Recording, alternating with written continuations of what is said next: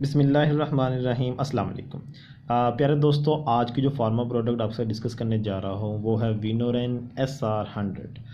Basically इसका मैं आपको बताऊं कि ये एक पेन किलर है। डिक्लोफेनिक सोडियम एक वेल नोन पेन किलर है जो कि नॉन स्टीरॉयडल एंटी इन्फ्लेमेटरी जिसे हम एनसेड्स कहते हैं उसका एक मेंबर है। अच्छा, एनसेड्स के बारे में जो मज़े की बात है वो ये है कि देखें, डिक्लोफेनिक सोडियम 100 का मतलब ये क्या है कि 100 mg की डोज में आते हैं। लेकिन इसके अंदर जो अहम लफ्ज़ है ये SR है। SR का मीन सस्टेन्ड रिलीज़, यानी कि थोड़ा रिलीज़ होता रहता है। मेडिसिन जाके फ़ौरन नहीं खुरती बल्कि थोड़ी थोड़ी उसके अंदर खुरती रहती है और आपकी वो ब्लड के अंदर इंटेस्टाइन से आपके ब्लड सर्कुलेशन में जाती है और आपका जो पेन किलिंग का इफेक्ट है वो देती रहती है। अच्छा, अब ये जो मेडिसिन है एनसेड जितनी भी उनके तीन प्राइमरी जो है इफेक्ट होते हैं वो यहाँ भी लिखे हुए हैं, जैसे में एंटी इन्फ्लेमेटरी, एनाल्जेसिक, एंटीपायरेटिक और एंटी रूमेटिक। एंटी रूमेटिक भी इफेक्ट जो है वो बेसिकली पेन किलर जो है वो उनका होता है, क्योंकि जब दर्द भी ख़त्म हो जाएगी, सोजिश भी ख़त्म हो जाएगी, ये दो काम ही तो होते हैं रूमेटिक डिजीज़ के अंदर, तो ये एंटी रूमेटिक बन जाता है। और तीसरा जो मैंने इसका इफेक्ट बताया है वो है एंटीपायरेटिक, यानी बुखार को कम करने के लिए इस्तेमाल होता है।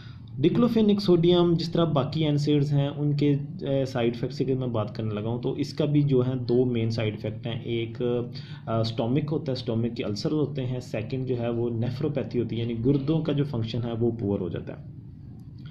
अब चूंकि डिक्लोफेनिक सोडियम आपको पता है कि गुर्दों के ऊपर भी साइड इफेक्ट हैं, इसके इंटेस्ट मैदे के ऊपर भी हैं, तो इसलिए थोड़ा सा जो जिन वो मरीज़ जो डायबिटिक हैं, जो शुगर के मरीज़ जिनके गुर्दे ऑलरेडी कंप्रोमाइज्ड होते हैं, और वो मरीज़ जो स्टोमिक अल्सर के पेशेंट हैं, जिनको अल्सर का प्रॉब्लम रहता है या जिन्हें गर्ड है, जिसको हम गैस्ट्रोएसोफेजियल रिफ्लक्स डिसऑर्डर कहते हैं, इसमें एसिडिक जो है वो एसिडिटी जो है वो स्टोमिक की वो ज़्यादा रहती है, उन पेशेंट्स के अंदर ये जो डिक्लोफेनिक या एनसेड्स होते हैं उनको कम यानी कि इस्तेमाल करना चाहिए और उसके अंदर इतने ज़्यादा ये रिकमेंडेड नहीं है।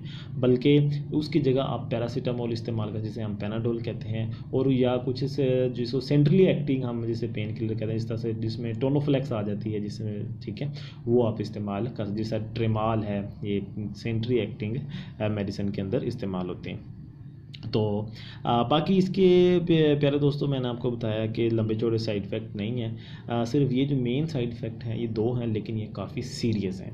तो उम्मीद है कि इस वीडियो में आपने ज़रूर कुछ ना कुछ सीखा होगा। मिलते हैं अगली वीडियो में, तब तक के लिए अल्लाह हाफिज़।